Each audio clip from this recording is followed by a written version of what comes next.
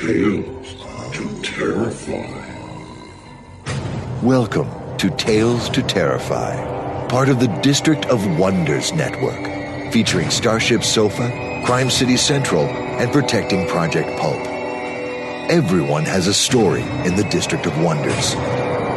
Come and find yours.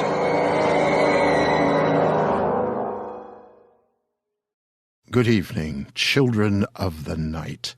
Good evening and welcome to you. Yes, you hit the right bell. Yes, this is The Nook. I'm Lawrence Santoro. This is Tales to Terrify, and tonight, we will snuggle down and listen to the final 2 of 6 short stories that vie for the Bram Stoker Award in short fiction. Come in. Come, settle down, grab treats, cool beverages. Yes, it was in the 80s this week, twice. Yes. And grab a chum. Our authors tonight are John Palisano, a regular here during Stoker season, with his story, The Geminis, and David Gerrold, a writer most of us anyway, probably associate with science fiction.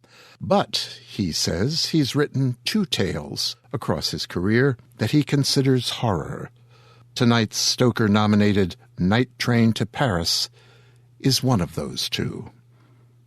But I am, as usual, getting ahead of myself. First of all, as you settle yourselves, I want to ask, how many of you have had a chance to visit the District of Wonder's newest neighborhood, that realm of epic mayhem and the jaw-dropping fantastic? Far-fetched Fables, it is called, and I hope you make it a weekly port of call.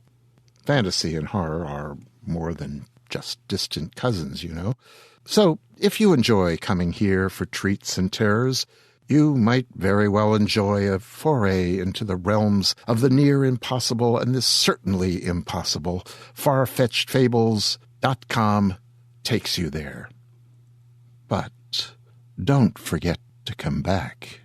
We have our ways, you know. Okay. And one more reminder. Crystal Lake Publishing's Horror 101, The Way Forward, is doing terrific business over on Amazon. Thank you very much. So terrific, in fact, that Crystal Lake's editor-publisher, Joe Maynard, has said that he is considering taking this huge 99-cent how-to compendium on genre writing and turning it into an ink-on-paper volume you can put on a shelf and see it and hoist it and breathe it and love it. Well, you get the idea. The book allows some of the best in the field of horror, writing, editing, publishing it all, to share their experiences and lifetime's observations with you. It's a book for the seasoned professional as well as the beginning writer. I'll resist the temptation to list the names of the contributors to Horror 101 because, like drinking KO Pop, once you start, you just can't stop. And to go to the end would take up half the show. Oh, well, yes, that's an exaggeration, but trust me, the names on the table of contents are impressive. I've got a segment in there, and I'm still finding myself rolling about in the sweet wisdom of the thing, and 99 cents. How can you go wrong? All right. Are you settled, snuggled, treated, embeveraged? Good. Now, on and into the dark of tonight's fiction. John Palisano, author of The Geminis, says he was one of those guys who grew up on late-night movies and the drive-in theater experience. So was I, but I think he's younger than I am. After college, he moved to Los Angeles and took an internship with Ridley Scott. Nice taking, if you can get it, which he describes as a phenomenal time in his life, as you would imagine. He worked on many big-budget films and got to see how the films he grew up with came together. Being in that hot box, he says, he wrote lots of scripts, had an option or 3, and produced a couple of low-budget films. Something happened, though, he says. The movies often came out quite different than they appeared on the page. Eventually, he turned to writing fiction, and it was harder, he said, to place a pro-level fiction piece than it was to get financing for his first film. Well, he prevailed, and years later, he says, he finally saw the release of his novel Nerves from Bad Moon Books, and that was in the winter of 2012. Here is the... No. I'll let Bob Neufeld slate this one. He does it so well.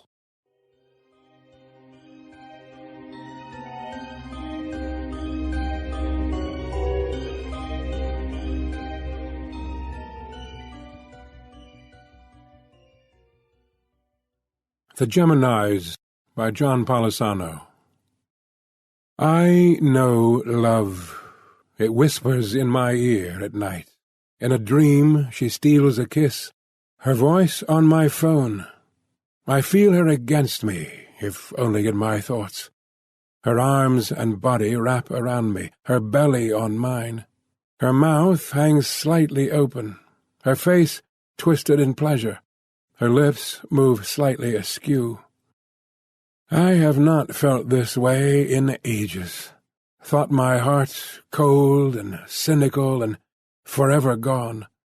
Why is it the unexpected ones? When I see her, I feel light. When I leave, I am hollow, and my heart feels drawn back. My blood curves inside, going left, then right, like the snake-shaped roads leading to her house. This is good enough, to know I can feel again, to know my heart can stretch, to know I've finally healed. It's plenitude. But, wow, did it take time. Of course, I'm deeply involved with another, as is she. And so what? A gentle word, a small touch gives me enough. Our love will not be ruined through familiarity. Our love remains true and unbroken. Love has awoke. Life will follow. I know her, and she knows me. She has luscious, dark and wavy hair, a soft face, similar to mine. We were even born close together, her on the 13th of June, and I the day after. Same year, hours apart, both in New York City, although we've met decades later in San Diego. Leah was drawn west, like me, the call, the bug, the creative pull. Neither of us have seen our original youthful dreams through, but we've managed more appropriate dreams. Her a designer, my filmmaking, now our music. Such cascades of sound, rhythm, bass, counterpoint, such beautiful melodies. Our voices blend, her piano, my electric guitar. It drives away the darkness. In this sunshine, in the shadows under the greens, hate-filled things linger. They burrow inside your mind, they push you toward the edge, and then shove you over. Take you, take yourself. That's what they say inside my head. They're trying to draw me into their abyss, but I won't go quietly. What is it that causes love? The years of attraction we program into our thoughts, the way someone looks, the beauty of another human being. Are we attracted to those who are not like our parents? Those unlike those our parents like? Leah looked up at me from behind her keyboard. "That's a neat riff," she said. "Very catchy. I think we're onto something." "Sure," I said. It was all I could muster. The jam had felt good. My entire life I've been searching for someone who clicked perfectly with me. So many false starts in all those bands and all those partners trying to make films.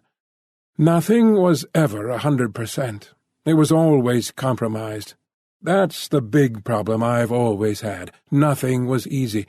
The collaborations were forced, most out of necessity. There weren't a lot of options.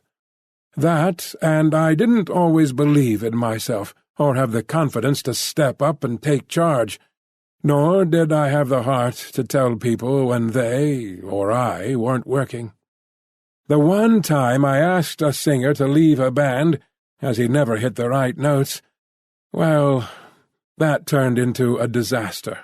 The other members rebelled against me, and I found myself out of the band I'd started. They carried on gallantly, but never found much success. I ventured into obscurity. This does not make me bitter. Not any more. Finding Leah has made me realize it was all for a reason, and a bigger plan was laid out in front of me, one I could never imagine or predict. My white Stratocaster caught some gleaming sunlight. It was a new instrument, which I found necessary. I'd needed to separate from my past in order to start something new without the baggage I'd gathered on my older guitars. "You think we should check the recording?" I said. She nodded. "Yes, great idea. I don't want to forget what we just did." She winked. "Shut your eyes and remember, though, just in case it didn't take." I did. The high B echoed throughout her living room, plucked by me on the A string. Simple, and the repeating pattern soon caught on. Leah joined in, adding a diminished chord from her keyboard. She filled it with a droning bass pattern with her left hand. Expression, channeling, connecting. My memory of the jam blended with the recording, which she played through her phone and her keyboard's external speakers. She was my other half. Not a perfect mirror, mind you, but the other side of me. Where I flew, she came. If her improvisational choices went too far, I caught her. If mine were too safe, she urged me outside my comfort zone. We did this without talking, without looking, and only through the spirituality inside our playing. Harmony, synchronicity. The sound and movement of love and spirit flowing. And were we only doing it for ourselves? No, we didn't know so, not until later. Sexuality is the curve of a body, the feel. The body has limits. We all look similar. How many variations, hairstyles, grooming, body types. Orgasms are centered in thoughts. So why is it only expressed physically? Can people love without touch? Does it always need to be primal? There's little of that left inside me. I cannot express myself solely through sexuality. Bonding through music feels more intimate, more inside. Sex is only on the outside. The top of Arrowhead Road blossomed out into several smaller mountain streets. The houses got bigger, the gates became taller, the roads more rarefied. My daily walk with Charlie, her pit, always brought me great inspiration. We were high up off the valley basin. The air was cool and fresh, even in the summer heat waves. There was a lot less traffic and a lot less people, which I preferred. I liked the relative solitude it brought. Charlie enjoyed the scents. I saw a pattern.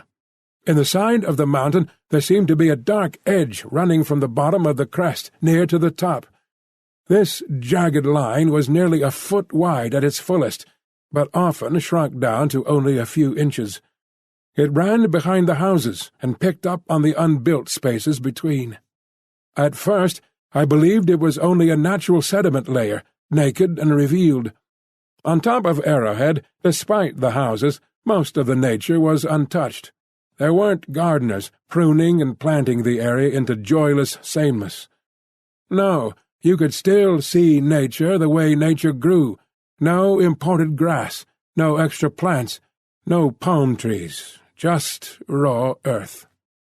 On my third day of recognizing the pattern, I decided I'd go up for a better look. Why not? Maybe I'd see some kind of fossil. I was kidding myself in that regard, but my curiosity bested me. "Come on, Charlie," I said, as we veered off the edge of the road and made our way between two sand-colored houses. There was a particularly good and thick section. The closer we got, the more detail I made out. Small granules glistened. They appeared organic to the layer. When we made it only a few feet from the strip, it moved, expanding horizontally, top and bottom, by a foot. For a moment I believed it had been some kind of optical illusion or trick of sunlight moving across it. The strip expanded again, and it moved outward toward me. "You see this?" I said to Charlie, but he was looking elsewhere and not interested in the slightest. Small rocks and sandy soot fell. The strip widened.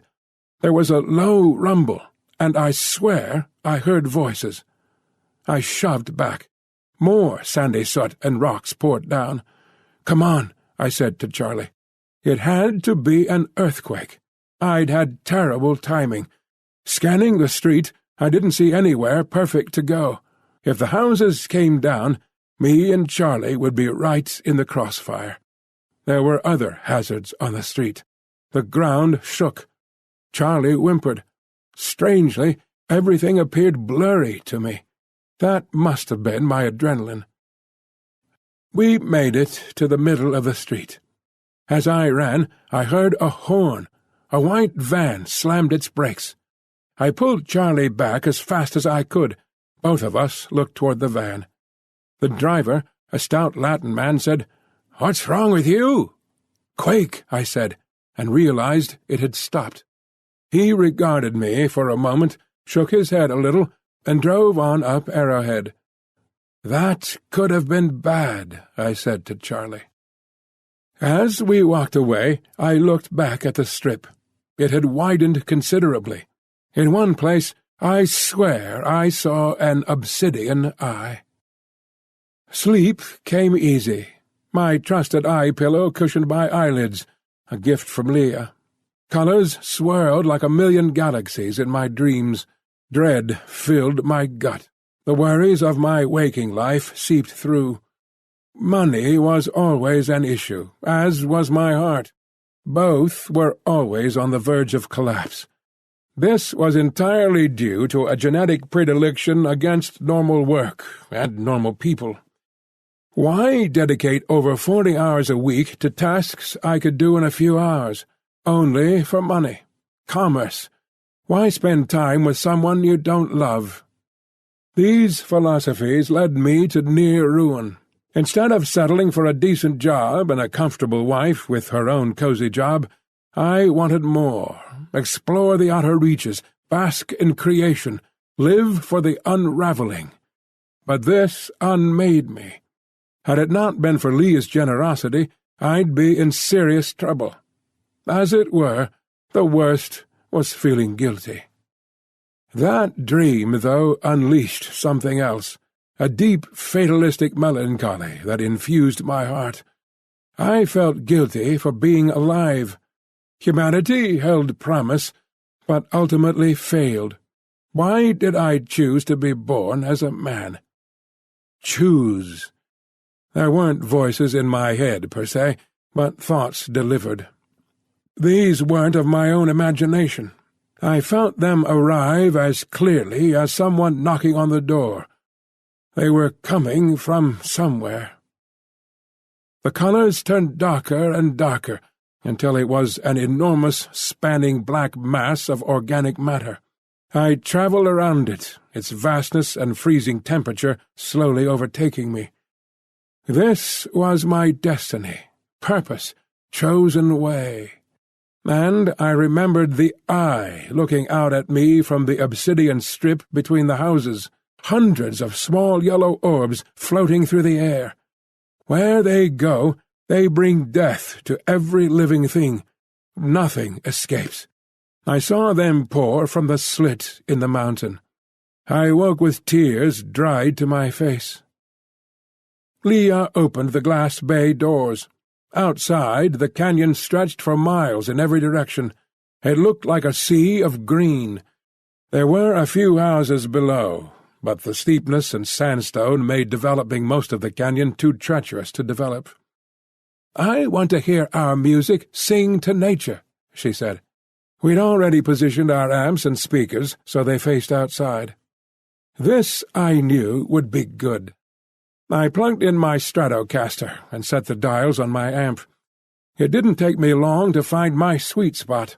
Leah tuned up her keyboard. She found the patches she liked and started playing. I followed along, this time in A minor. The notes cascaded through her vast living room. I pictured them as colors ringing off the walls and flowing slowly outside. I felt transformed into an otherworldly conduit.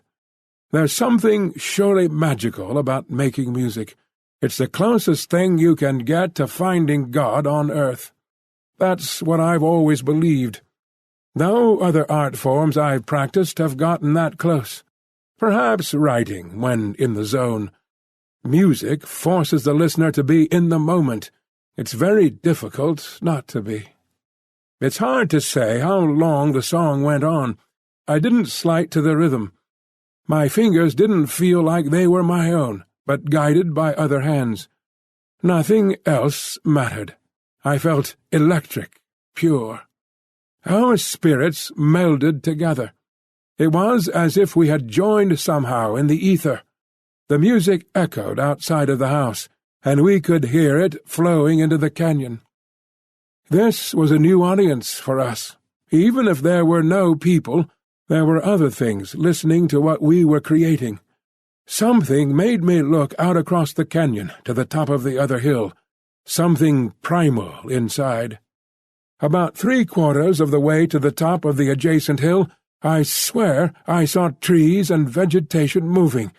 It was as if the mountain were about to split. What was I seeing? Was this another earthquake? Wind? My instinct told me it was something else. I shut my eyes and played. Other than my hands, I barely moved. I felt hypnotized. Don't stop. Almost there. Feels so right. When I first became friends with Leah, I felt a pull inside I thought I'd never feel again. I thought I was too old to fall madly in love. We didn't even have to say much to one another. There was a magical connection. I'd drive away down the curving mountain roads and could barely hold my breath. My head spun, hands shook. I could barely focus on the road. I played love songs on the iPod through the stereo. It hurt. I hurt, in that most magnificent and wonderful way. Back home, I had to go through the motions. I wasn't in love with Teresa. I cared for her, deeply. I loved her, but I wasn't in love, not like I was with Leah. Many counseled me. Mature love doesn't have to come on strong, they'd say. It's better if it doesn't. It'll be stronger. I didn't believe them, despite my nods, despite my thanks. No, especially not after my feelings for Leah erupted. Love is more important than it may seem. Love kept me going back. Love guided me to Leah. Love drove the music. The music drove away the darkness. Our thoughts meet our soul's embrace, and our inside worlds run free, creating shades and colors and sounds, our bodies on autopilot, transcribing what they can through their hands and bodies. Does it make it through and sound true? Who can know for sure? Blue is everywhere, like a tinted glass, then orange, then purple, then everything sounds like a million voices. I can't play it safe anymore. Not if I think I can really get off. I need things to be new, different, taboo situations. My brain has to be charged, on fire. Sex is so damn mental. You just know what people are doing. The same old rhythms, tricks, positions, bathroom mouth, not clever or sexy. It's often ruined with National Geographic-like close-ups of anatomy. Why? It's all inside. The eyes, kissing, the sexiest part, the touching, feeling someone close to you. It's not all about the genitals. These are only one means of expression of love, and it's been reduced to something about as attractive as going to the bathroom. It's not sexy seeing girls being abused or their faces used as targets. It's gross, sickening. Who wants to see that? Romance is a dying art. Pornography is killing it. Broad daylight, aerobics with body fluids. No fun, not romantic, not special. Let's not even cross that line. Let's just let it melt away until there is only spirit. Let the sounds free us from our bodies. Let the husks fade to dust. Only the humming of our souls, like a drum hit that doesn't decay or fade, but stays on for several minutes. That's when the soul hums. That is how it sounds. They spoke to me, their voices like discordant bursts through the music. I looked down at the amp, convinced something had gone wrong. Leah didn't notice. She was still in a trance, her chin up, eyes closed, dark hair cascading. What was it, then? Clot Somedao, Clot Somidei. The exotic, unfamiliar words came through, bundled in static and volume. Who spoke them? What did they mean? Why me? A vision, then. The mountain top opens. Obsidian links find purchase. Their lengths lined with oriphy, tasting the air. Protective layers peel away. Small, round things are freed. They'd been cradled within the limbs. Babies? They roll, then crawl, then roll like smooth black baseballs. Rows of small thorns circle their diameters. They give off a sweet smell that I instinctively know is poisonous. They roll toward the houses. I see people, everyone, in fact, on the ground, everyone paralyzed by the scent, still alive, still conscious, still feeling when the orbs unfold and their thorns grow outward, hungry for the kill. No one can scream when the orbs rip into them. Blood, tissue, shredding, slowly, painfully. Above, a shadowed thing blocks the sun. The dying see glimpses. Kot Somidao, Kot Somidei. The city will pay. This city will pay. These people will pay. And this will only be the beginning. That was wonderful, Leah said. We keep getting better and better. I wish I knew you back in New York when I was just starting out. We both would have probably been much further along. It just feels like I've known you forever. We just click. Where have you been all my life? I don't know, I said, wasting my time with other people. I turned the volume down on my guitar so we didn't have to hear the 60-cycle hum. Leah nodded. I know what you mean. How long do you think we were playing? I shook my head. 10 minutes, I said. Try close to half an hour, Leah said. I can't believe we lasted that long. Wow, me neither. That's crazy. She said, Want to go again? And smirked. How can I say no? How about we do D minor this time?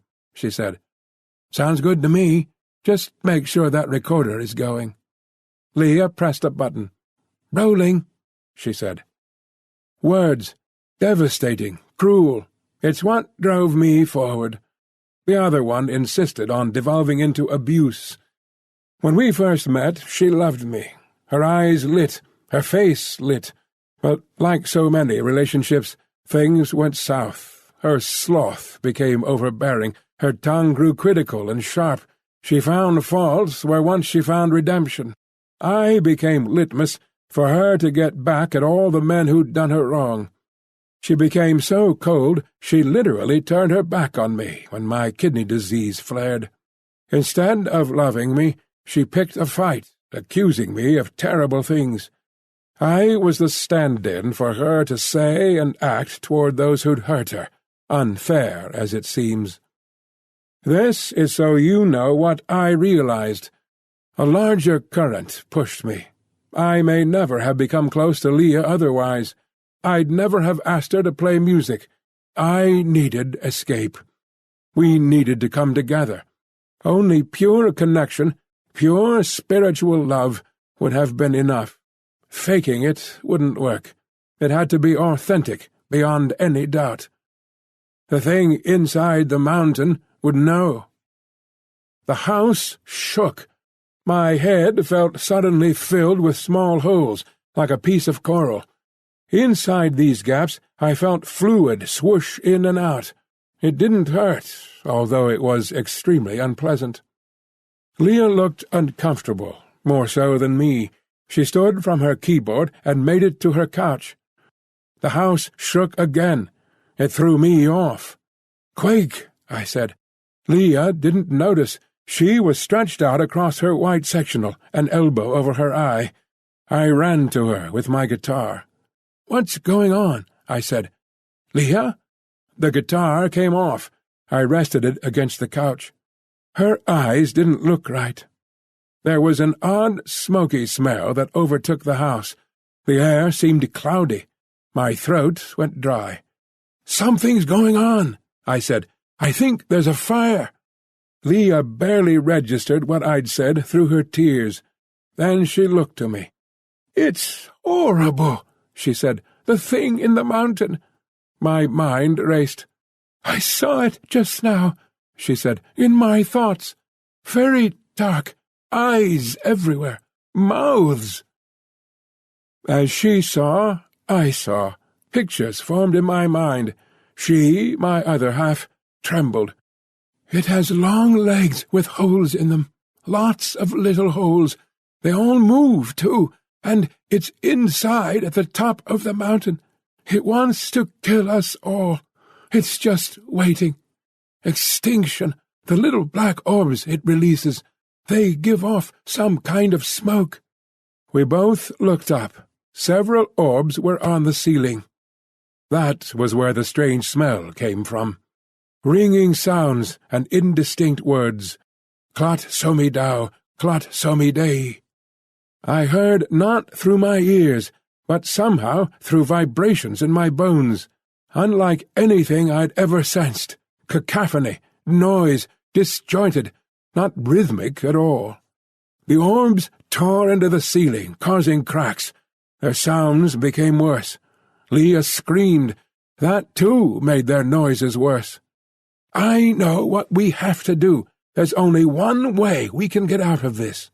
I'm not sure what made me think of it. I knew she wasn't able to walk to the booth, and I didn't have the strength to carry her. Somehow my instinct took over. I hurried to the keyboard, found the box, and pressed the red triangle on top. Our music filled the room. It blended with the noises coming from the orbs. We realized it all fit together. Feels like static electricity inside, curling around like waves. Currents carry us, intermix us. Our energies move in and out of one another like two cloudy mists. Only they're not mists, but countless atoms circling. It didn't make sense at first, but their terrifying notes and sounds blended perfectly and systematically with the music we had been creating. We'd channeled them without realizing it. All those memories and experiences turned off, gone. The world inside fades to nothing. It can't all be from nothing. How can we have this consciousness evolved from nothing? There is meaning, there is reason. There must be a place where all this ends up. Tears streamed down Leah's face. She gave a slow nod. At that moment, my heart broke into a million pieces. I don't know how it had come to this. I loved her so much, but there was very little I knew I'd be willing to do to express that. Many times I thought through a possible relationship with her. I had scanned all the milestones, first date, first kiss, love-making, the proposal, settling into a routine, then twins, a boy and a girl, their hair a mixture of ours, my blonde and her dark hair mixing together. I saw the happy faces. I almost needed their names. But then I looked down at her, and wasn't sure it would ever happen. She'd know me from this now, from these things, and our music was magic.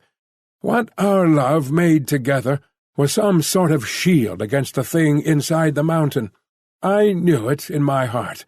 We needed the passion. We needed our truest feelings. Yet passion and feelings fade over time, even with lovers who are crazy about each other.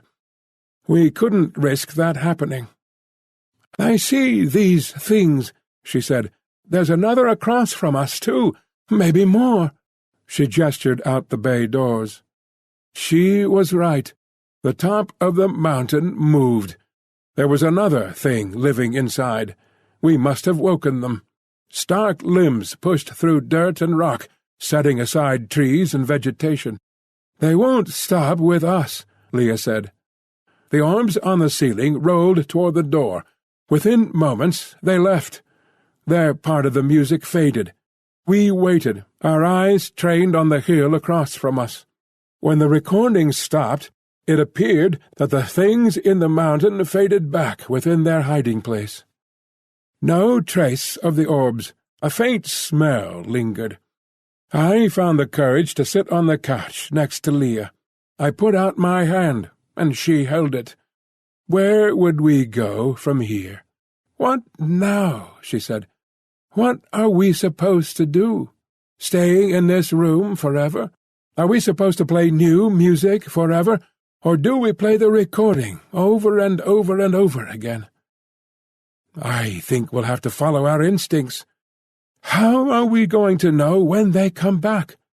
How are we supposed to live our lives now? Are we supposed to wait here?" "Yes, I think one of us is always going to have to be here, waiting, just in case. If we're not here when they come calling, that could be bad." My throat hurt, my head ached.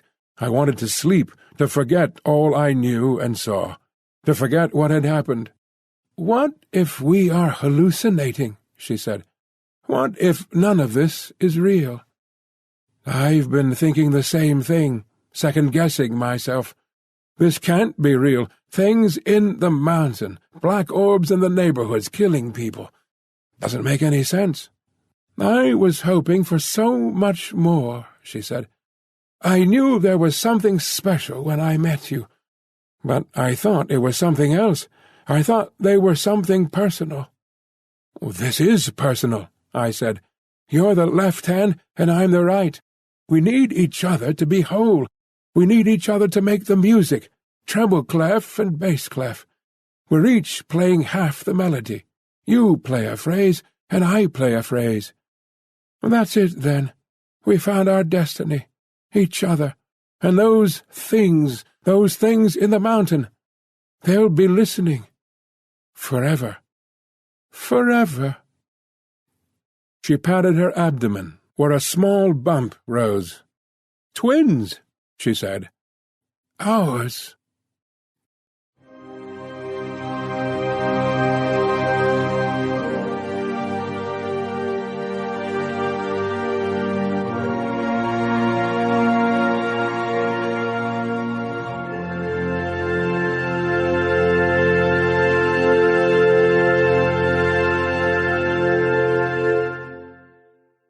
Thank you for letting us hear that, John. A word or two more. The Geminis first appeared in Chiral Mad 2, and that was in December of 2013. Oh, and by the way, John Palisano is one of the authors who has a segment in Horror 101, The Way Forward. Oh, shut up, Lawrence. Shut up. The Geminis was read for us tonight by Mr. Robert Neufeld. It was Bob Neufeld who recently entertained us for 5+ hours with his incredible rendition of H.P. Lovecraft's At the Mountains of Madness. Since he turned up, Bob has been our kind of go-to guy for Lovecraft, William Hope Hodgson, M.R. James, and all of Robert Payne Cabine's grim holiday poetic delights. To my tastes, Mr. Neufeld is one of the premier readers on LibriVox, which is where I first encountered him. I always jump at a chance to have a listen to whatever he does over there. You can hear more from him there and over on the Crime City Central neighborhood in the District of Wonders. Moving ahead to our last Bram Stoker short fiction nominee for the season, we have a horror tale by Mr. David Gerrold. David Gerrold is the author of over 50 books, several hundred articles and columns, and over a dozen television episodes. His television credits include episodes of Star Trek. Yes, he is the Trouble with Tribbles guy. He also wrote The Cloudminders. He scripted several episodes of the Star Trek animated series, including More Tribbles, More Troubles, and Bem, as well as did work on Babylon 5, Believers, Twilight Zone, A Day in Beaumont, A Saucer of Loneliness. On Land of the Lost, he did Chaka and The Sleestack God, Hurricane, Possession, Circle. On Tales from the Dark Side, he did Levitation and If the Shoe Fits. He also worked on the Logan's Run series, doing Man Out of Time, and others.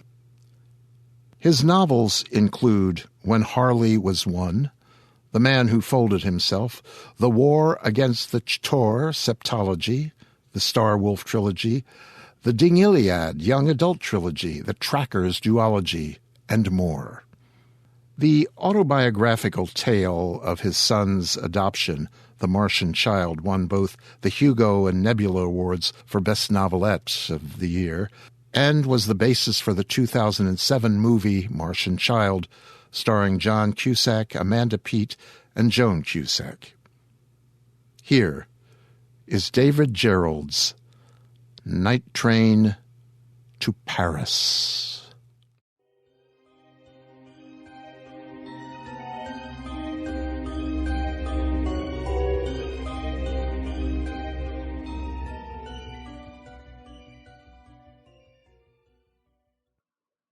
How I ended up in Milan takes some explanation. I had been invited to speak to a science fiction media convention in Belleria, a small resort town halfway up the eastern side of the Italian boot. I assumed the audience enjoyed what I had to say, but afterward the English translation of the web review said that I totally fell and that I was less brilliant.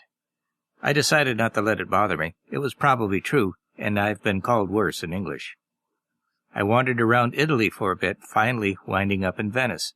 A clustered jumble of narrow passages, shops, canals, bridges, piazzas, and little shops, filled with gaudy glassware or glittering masks, plus pastries and pizza everywhere. The whole thing is a puzzle box, a gaudy architectural confection too preposterous to be real, crowded with herds of gray-haired tourists, of which I was now one, and people taking pictures of each other. After 3 days I was ready to move on. I planned to spend a few days in Paris, then London, where I had some business waiting for me. The usual way from Italy to Paris is through Geneva, but I'd done that trip. I wanted to see some different countryside. Looking at a map, I assumed I could catch a train from Milan to the south of France, famous among Impressionist painters for its wonderful light, so I booked a morning reservation and arrived in Milan shortly after noon. That's when the adventure began. Trenitalia didn't have any trains to the south of France, not from Milan. They did have one to Geneva, where I could catch a train to Paris, but it had already pulled out. The only train to France was a night train to Paris, leaving at 23:38. But they wouldn't honor my rail pass. 96 euros, please. I dithered with the lady at the customer service desk for a bit, trying to find an alternate way out of Italy, but there wasn't one. My options were simple. Stay in Milan for a night so I could catch the next day's train to Geneva, and then Paris, and lose another whole day in travel, or spend the 96 euros and take the night train to Paris. Thinking about it, the cost of the train would be almost the same as a hotel room, maybe a little bit more, and I'd be in Paris at 9:09 the next morning. Of course, it also meant an 8-hour layover until the train boarded. I thought a short walk through the neighborhoods surrounding the train station might use up some time, but I found little to hold my interest. I did find a McDonald's with free Wi-Fi, but I have never had much interest in pictures of cats with badly spelled captions. Back at the terminal, I still had 6 hours to wait. I found a place to sit at the end of a long row of chairs and curled up with the first book of a popular 7-book trilogy, of which only the first 5 have been published, starting an unfinished series with an act of faith on my part, an assumption that someday there would be a conclusion. The television adaptation had caught my interest enough that I had grown particularly impatient to see a certain little weasel receive a well-deserved and extremely painful death. The rhythm of the tale demanded it. I confess do not read many works of pseudo-medieval fantasy. My mind starts wandering into questions of physicality. Nobody wakes up in the morning after a battle aching and bruised, in too much pain to move. Nobody's wounds get infected. Despite the absence of hot baths, everybody is leaping eagerly in a bed with everybody else, and nobody ever catches any sexually transmitted disease. You never hear about the fleas or the lice either, or the pox. Shortly, I discovered why you cannot read for long in a train station, especially not a European train station. The ever-changing multitudes passing through are a magnet for pickpockets and beggars. My best defense against a pickpocket is to wear an angry scowl and a photographer's vest with a multitude of zippered compartments. So far that's worked, but there's no equally effective defense against panhandlers. In my imagination, the Milanese beggars have organized themselves into some kind of mendicants' guild, all working the same route through the train station, spacing themselves at 5-minute intervals. First the stoop-shouldered old woman in a shawl, a few minutes later the tall black man with a thick, unrecognizable accent, and after him a frantic-looking woman of disheveled appearance. A little later the scraggly old man without any teeth who reeks offensively of alcohol and urine, and then, of course, a young woman with an adorable but forlorn toddler in hand. And finally, the aggressive fat woman who confronts with such a demanding demeanor the only possible response is rudeness. She strides away as if you're the one in the wrong. One at a time, they start at the south end of the row of chairs and work their way up. Reaching the last seat north, they move into the main part of the terminal and continue a circuitous route through the arriving and departing passengers, eventually coming back around full circle to the south end of the line of chairs again. If you're only waiting for a short time, you don't see the pattern. If you're sitting for more than an hour, you start to recognize the players in this game. I began to feel like a character trapped in a Charles Dickens novel. Perhaps I could have one of those wonderfully unforgettable names, Fletcher Pennyworth or Carfax Abbey, something like that. But here in the Milan train station, any sustained mental exercise, working on the laptop, reading, or just listening to music, slowly goes from uncomfortable to impossible. The interruptions come one after the other. It's not just Milan, of course.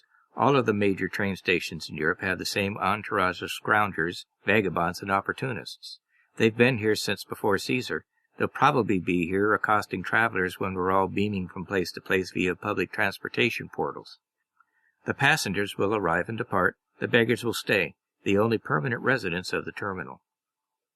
At last, with little time to spare before departure, the giant display board announced that the night train to Paris would be leaving from bin 14.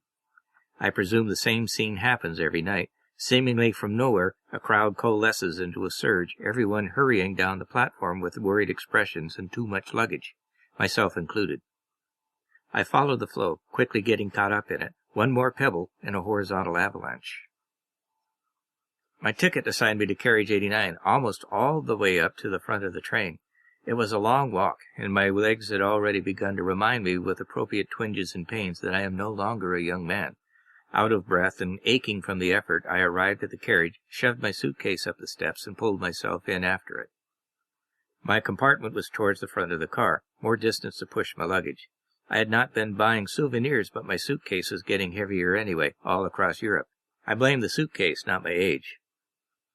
At last I pushed my personal entourage into the narrow cabin and sank gratefully into the broad seat that I expected to be my bed for the night. Just sitting quietly by myself, no noise, no beggars, nothing else to do, I could let myself relax. Next stop, Paris. Departure in 15 minutes. I pulled out my camera and snapped a few photos from the train window. A worker was walking along the tracks, stabbing trash with a pointed stick and putting it into a plastic bag. I snapped his photo. People going about the daily business of life are fascinating to me. Their faces, their postures, whole stories are written in their body language. Yes, I take pictures of scenery too, but I also take pictures of the little details, the nuts and bolts of the world, Window boxes, doorways, vaulted ceilings, balconies, terraces, all kinds of architectural trim. There's a genuine artistry in the ordinary.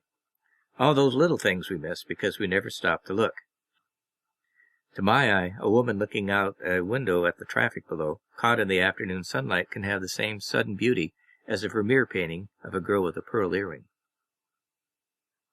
With some time before departure and nothing else to photograph, I began reviewing the photos. I'd been experimenting with auto HDR and a third-stop overexposure to bring out the details in dark spaces. For the most part, the experiment had worked. The details in the dark areas were visible now. The lighter areas seemed suffused with light. I stumbled into it by forgetting that my glasses darkened automatically in the sunlight, so I had tweaked the exposure, but the experiment was successful. The effect reminded me of the French Impressionists, especially Monet's delicate perspectives. I clicked through slowly, quite pleased with myself. Some of my photos looked good enough for publications. At least to me they did. My solitude was short-lived. The cabin door slammed open, and a stout husky man in workman's clothes pushed in, shoving a worn-looking duffel before him. He smelled of tobacco and alcohol and sweat, three of my least favorite smells. "Buongiorno," he boomed it in thick Italian. "Buongiorno," I echoed half-heartedly. "Ah, English," he said. "You are English?" "No, sorry." "Canadian?" "American." "Ah, America. I love American food. Hamburger, cheeseburger, barbecue, see? You are enjoying Italy, I hope." "It is very beautiful," I said politely. "Molto bella." I picked up a few words and phrases, enough to say please and thank you appropriately. The man busied himself with his luggage for a bit, pushing and shoving it into an overhead space. Meanwhile, the train lurched into action. It grumbled its way through the train yard, out of the station, and into the larger brightness of the night. The shadowed lights of Milan rolled past in orange gloom. Finally satisfied that he had stowed his luggage safely, the man settled himself opposite me, clearly ready for a conversation. "So, where in America is your home?" "Los Angeles," I admitted. "Ah, Los Angeles, Hollywood, where the movie stars live. You are a movie star?" I had to smile at that. I shook my head. Fame is not something I aspire to. Aside from a few lines of dialogue in an internet episode, I have avoided the dangerous side of the camera. "But you know the movie stars, yes?" I shook my head again. Aside from one magic moment in Hollywood, where Federico Fellini and Sophia Loren had stood beside me in the warm evening, while we waited for our respective limousines, my contact with the industry has been minimal. But I did enjoy watching her breathe. Occasionally the gods give us little blessings to remind us that life can be amazing. But I didn't mention the episode. Some pleasures are best kept private. I was hoping he would take the hint that I had little interest in conversation this late at night. He didn't take the hint. He thrust his hand out enthusiastically. "Claudio," he said. "I'm Claudio. You are?" I introduced myself, already resigned to the casual interrogation of a stranger in search of some common ground and the empty chatter that would inevitably follow. He pointed to my camera. "You are a photographer? A professional?"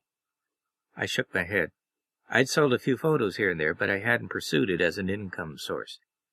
Maybe someday I'd feel that my photos were worth publishing, but right now I felt certain that the National Geographic already had enough pictures of the Rialto Bridge in Venice, even at 24 megapixels. "But you take pictures, yes?" "Yes." "Maybe you will catch a picture of the, how do you say it, great mystery of the train here." The word mystery has always caught my attention, ever since I was 9, when I'd found a copy of Edgar Allan Poe's Tales of Mystery and Imagination on my father's bookshelf. Roderick Usher still lurked beneath my nightmares, a tall, gaunt figure backlit by horror. But despite my relentless curiosity, I've learned to be increasingly skeptical. Most mysteries are wishful thinking. Nevertheless, I had to ask, "This train has a mystery." "Si, si," he said enthusiastically, "a very great mystery. Un grande misterioso." He glanced around conspiratorially. He got up and opened the cabin door, looked out both ways, closed it, came back, sat down again. "They do not talk about it much in the public. They know what is happening, but they do not know why, so they say nothing. They pretend." "Who doesn't say anything?" Claudio waved his hands to indicate everything beyond the compartment in which we sat. The train is speeding up now. "All of them, the people who know." "Uh-huh," I said. "But you know about this great mystery because—" "Because I am Claudio, and I know this thing. I ride this train many times. The controllori, they know me. They trust me enough to talk to me." He leaned forward and whispered, "Because they are scared." Okay, he had me. I leaned forward in my seat, ready to listen. Why are they scared? Before he could answer, the cabin door slid open, and a female conductor asked, "Passaporte?" I handed mine over. Claudio dug around for his, one pocket after the other, finally found it, passed it across. The conductor said grazie, closed the door, and disappeared. I turned back to Claudio. "Okay," I said, "tell me now. Why are they scared?" Something had changed his mood. He looked anxious. "Signore, I should not. Now, that's not fair. First you bring it up, then you say you can't talk about it." "Sometimes I talk too much." He gestured with both hands as if wiping the conversational slate clean. "Please, we talk about something else instead." "I don't think so. I want to know about the great mystery." Claudio shook his head. He was adamant. "Someone else will have to tell you." "Okay, fine," I said. The train rocked unevenly. It was getting late.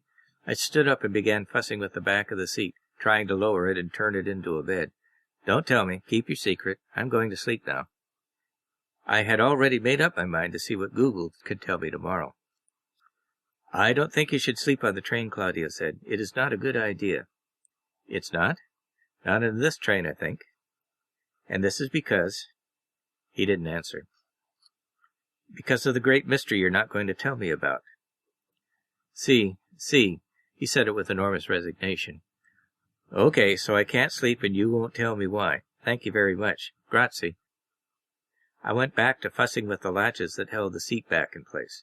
Claudio made a noise of frustration, then got up to help me, but instead of helping me lower the seat, he pushed it back up into place. "Sit, please," he said. I sat. "What'd I tell you? You promise you will tell no one else?" "I promise," I said, not meaning it at all. He looked at me skeptically. I was probably not the first person to lie to him, and he was not the first person I had lied to. He sighed, an audible recognition that no promise is ever really a guarantee. He turned to his luggage, digging into it like a badger, and pulled out half a bottle of red wine. He unscrewed the top, drank from the bottle, then passed it across to me. What the hell? I took a swallow. It wasn't great wine, but it wasn't bad either. I don't know enough about wine to tell. I just know if it tastes okay. Claudio took another swig, wiped his mouth, sat back, and prepared to unburden himself. He offered me the bottle again. I waved it off, and he began. The outside world was long gone. All that remained was this island of dim light caught in the middle of a racketing, lurching sea of noise and movement. "It's all about the missing people," he said. "Many missing people now, but not at the beginning. First only one or two. This train, it used to be full every night. Many people, tourists, businessmen, families, students, sometimes 1,500, 2,000 people. Every cabin full. Not so any more. This cabin, this is a cabin for 4. Where are the other 2? They do not come. Not this way. They go to Geneva instead. Or they take the coach and get on a train to Marseille or somewhere." "Why?" "They are scared. They hear the stories. Nobody believes the stories, but there is still reason to fear." He spread his hands wide. "They stay away." "You're riding the train," I pointed out. "Do you believe the stories?" "I believe there is something." He shook his head. "I tell you this, Signore. People disappear from this train. That part is not a story." He took another swig from the bottle, looked at it, sloshed the remainder around, screwed the metal cap back on. He leaned forward. "It started, I don't know how long ago, but one morning the train arrives in Paris. One passenger is not aboard. Nobody knows where he gets off. He is just gone. Poof. The polizia investigate. There is nothing. There is no body. There is no evidence. There is nothing. 2,000 people get on in Milan. 1,999 get off in Paris." "That's it?" "See, that's it. So after a while, they assume maybe there was a booking error, or maybe the person gets off in the middle of the night somewhere. After a while, nobody cares. It's just a missing person. Then a few days later, maybe a week, another person. Poof. Only one. This time a young lady student. A coincidence, perhaps. Another investigation, another question with no answer. A mystery.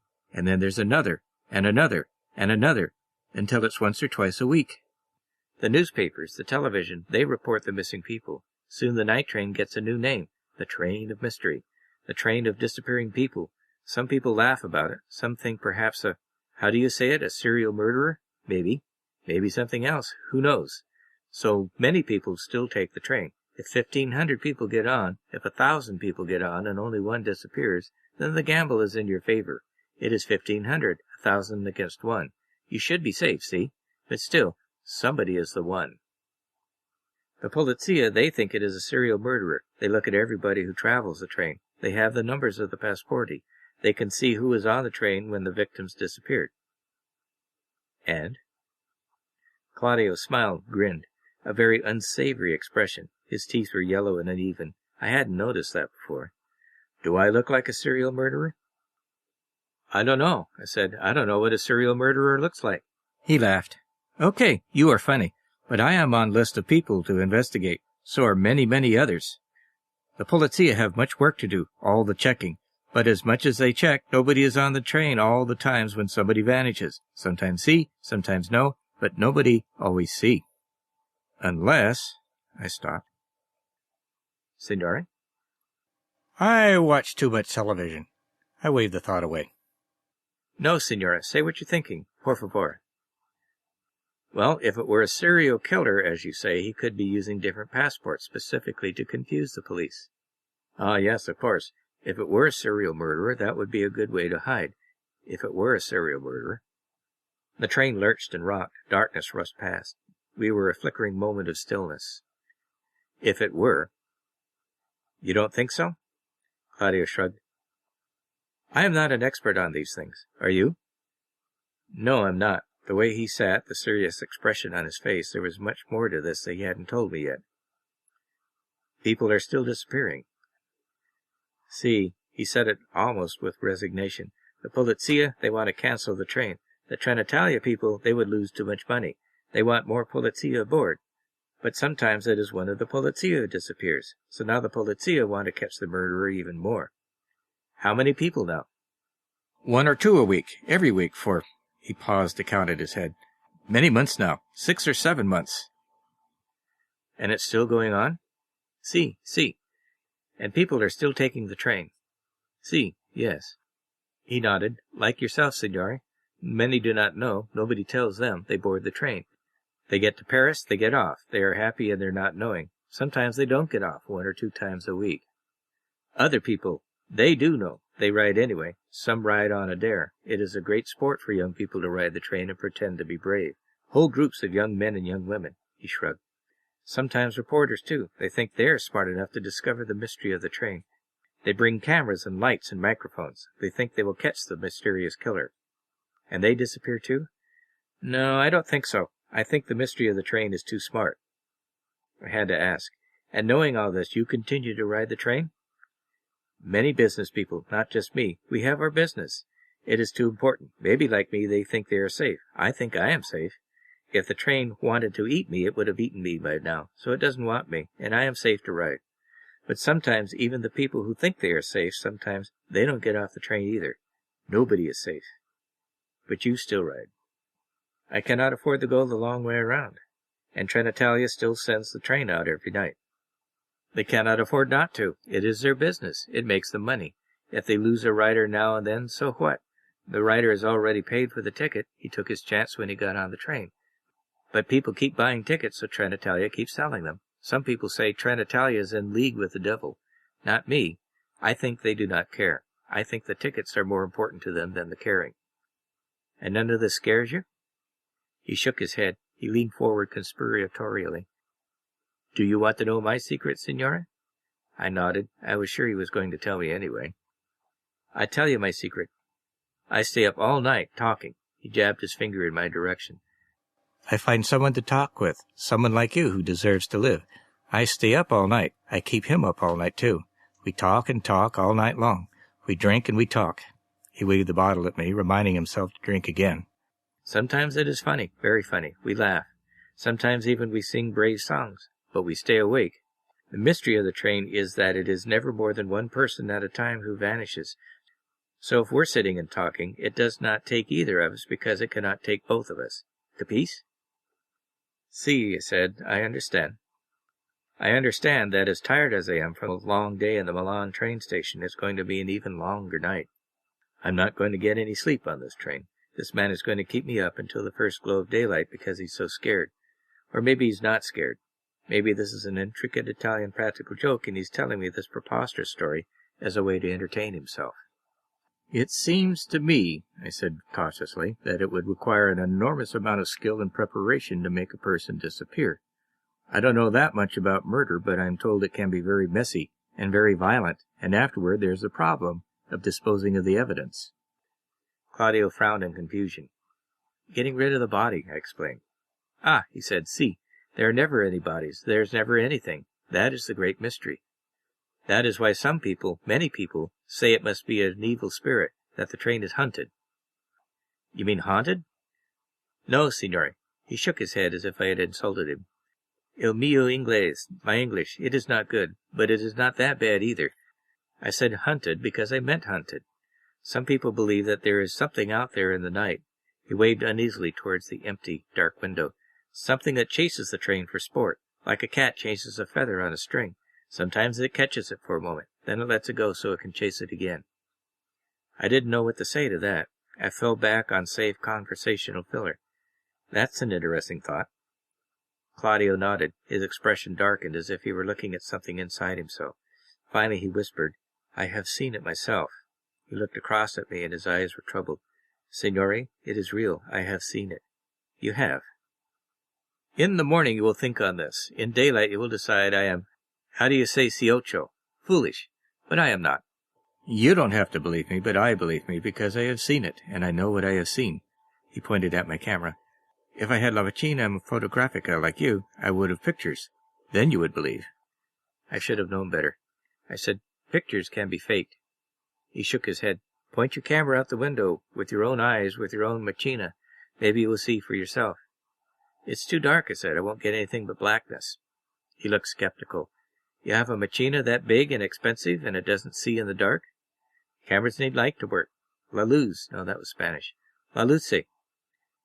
To prove the point, I set the camera for burst mode and popped off the lens cap. I set the exposure for auto and pointed it out the window. I ran off a string of shots one after another. The camera clattered. I unfolded the screen on the back, held the camera out for him to look. He peered closely. Nothing. See? Try again, signore. Another rattle of frames, a third, a fourth, black frames. Claudio sat back in his seat, convinced. You need a better camera. $2,000, and I need a better camera. I didn't reply. For a while we just sat and looked at each other. The train clattered and rocked and bumped, more than I thought any train should, but Claudio did not look alarmed at the bouncing. Finally he said, But I know what I saw with my eyes. He pointed toward the window. There is something out there. It hunts the train. Every night. Sometimes it catches something, sometimes it does not. I can't say what it is. I don't know. But I have seen it. It is out there. It is. The controllori know it too. That is why they stay up all night, huddled together in their own compartment. I shrugged. All right. You believe me? I see that you believe it. If, as you say, people go missing. They do, he nodded sadly.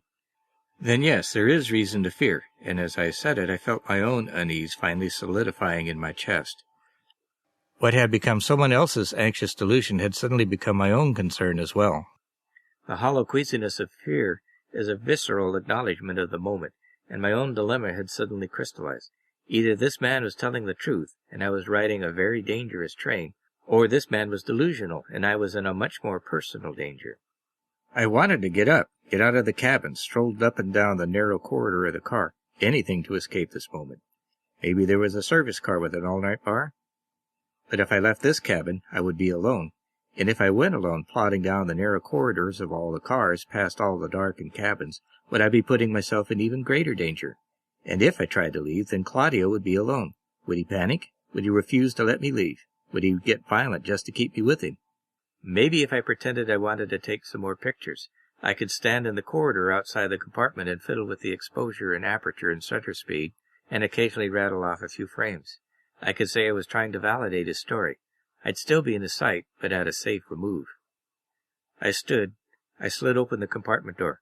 I'll try some more pictures, I said. Keep the door open and watch. Signore, please. I'll be right here, I said. You can watch me. But you're not going to be able to watch me. It'll be all right, I'm sure. I stepped into the corridor. He stood up and held the compartment door open, waiting like a nervous nanny. I didn't like him standing so close behind me. I considered moving down the corridor away from him, but his anxiety was palpable. I didn't dare add to it. I allowed myself a half-step leftward, just so I could have an unobstructed view out the window. The train clunkered on, and I braced myself against the inner wall of the passage. I fiddled with auto HDR and dynamic rain optimization. I pushed the exposure up. I forced the ISO all the way up to where it was nothing more than raw noise. I took streams of burst mode exposures, followed by careful single shots, and then long exposures too. There was no point in using the flash. The glass of the window would reflect back and dazzle. But I spun off another series of shots anyway. I didn't even bother looking. With the flash, they'd come out glaring. Without the flash, everything would be black. Or perhaps I'd pick up my own dim reflection in the window pane. After half an hour, maybe more, I'd exposed a couple hundred frames. There was nothing more I could think of to do. I was starting to get bored. Whatever anxiety I had felt in the compartment, it had faded. Now my concern was my camera again. I didn't want to drain the battery.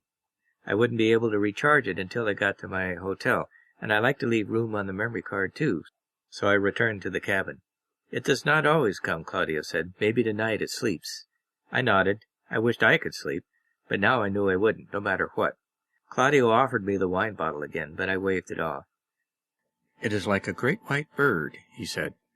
"What is?" Then I realized. Oh.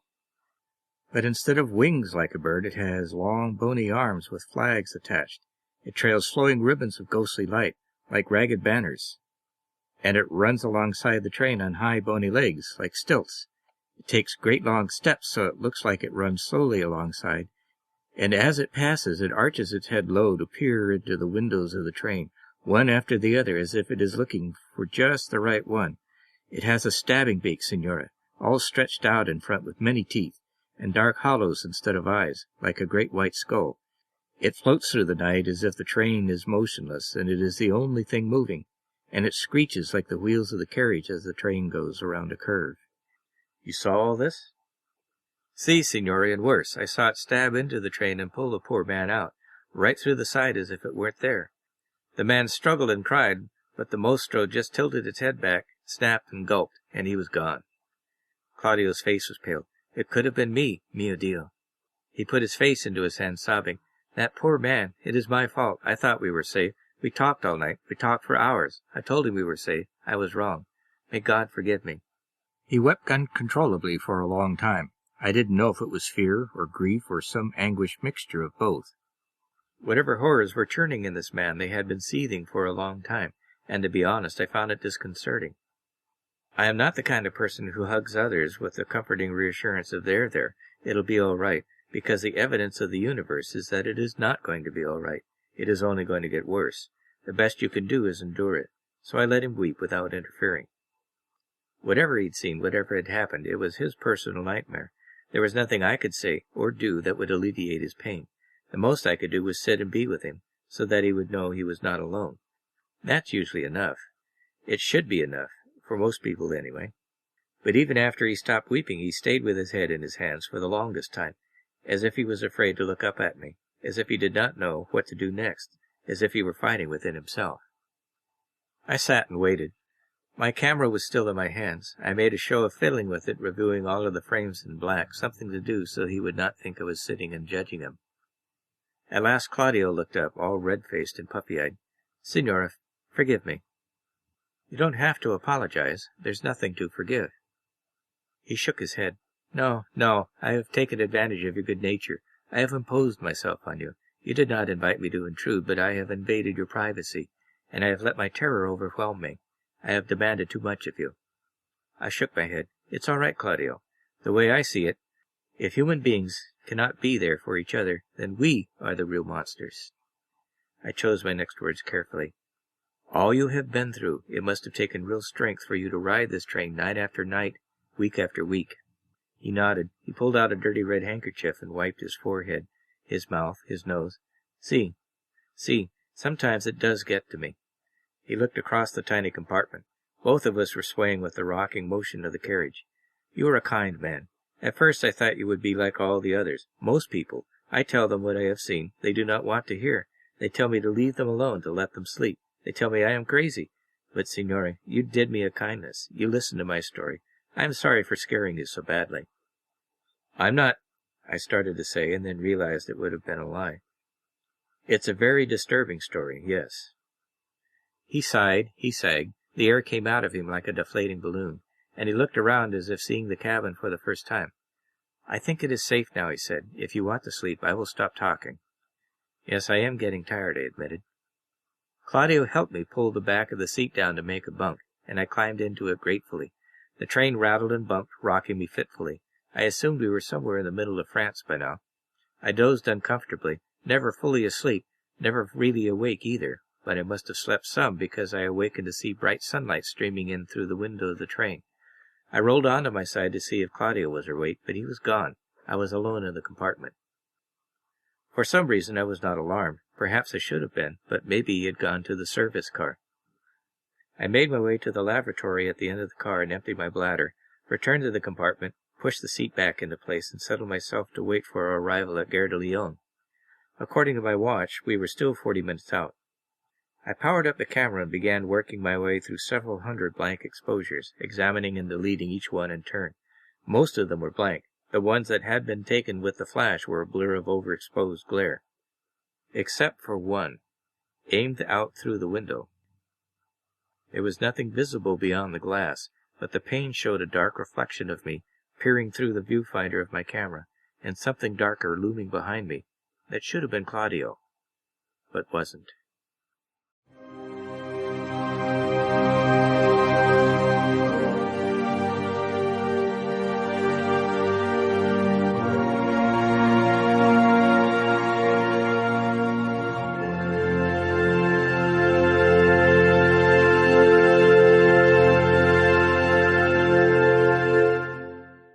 But wasn't. The efficacy of final lines. In this case, just 2 words. Thank you for letting us hear that, David. David Gerrold says, "I've only written 2 stories that I consider horror. One is Chester. The other is Night Train to Paris. To me," he says, "a horror story is about something unknown and possibly unknowable.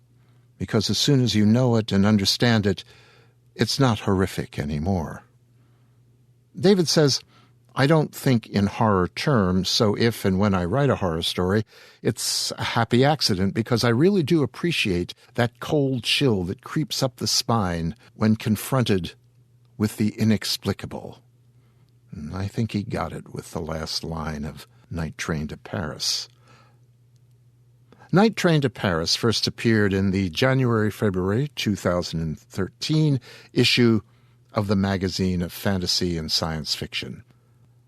And thank you, Brian Esterson, for reading Night Train to Paris. Further back than he likes to remember, Brian Esterson was born in Los Angeles County General Hospital, which makes him, he says, that rarest of all creatures, a native Californian. He spent his childhood shuttling between Southern California and Phoenix, Arizona, at the whim of parents. After a short stint in the Navy, he moved to what he calls the right end of California, San Jose. Eventually, he moved back to Arizona, where he resides to this day. Preferring a good story well told, he says he eschews literary fiction in favor of genre writing, mainly speculative fiction and police procedurals. Well, there we are. Every year at this time, when we conclude our final Stoker-nominated story, I feel like kicking back, hoisting my slippered feet and warming them at the fire, lifting a glass and breathing a sigh. We did it again. We did it again. We've concluded the annual presentation of the short fiction nominees in the year's Bram Stoker Awards. Tomorrow evening, that will be Saturday, May 10th, the ceremony will take place in Portland, Oregon, as the sort of climax to World Horror Convention 2014. Wish I could be there. I cannot, alas. All the best to all of those honored in this year's lists. And again, thank you, you 6 authors who allowed us access to your stories here in the Nook. Best wishes, David Gerrold, John Palisano, Michael Bailey, Lisa Minetti, Michael Reeves, and Patrick Freiwald. And now, it is time to be up and doing, bright and chipper. It's late, it's dark, quiet, the Cubs are out of town. So who or what is left to wander the streets? It's you. And those other things, a few people, some animals, we've talked about them, rabbits, squirrels, coyote, rats, the usual city critters.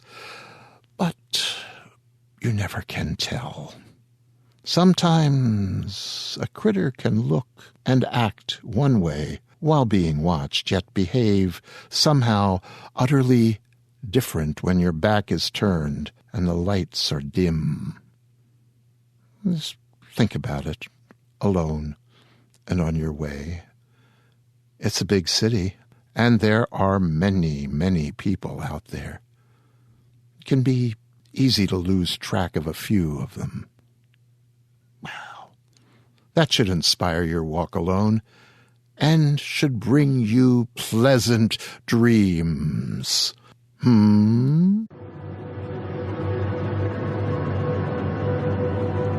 This presentation has been brought to you by the District of Wonders Network, dedicated to podcasting the finest genre fiction. You can learn more about the District of Wonders and their many literary productions at their website, www.districtofwonders.com. Thank you for listening.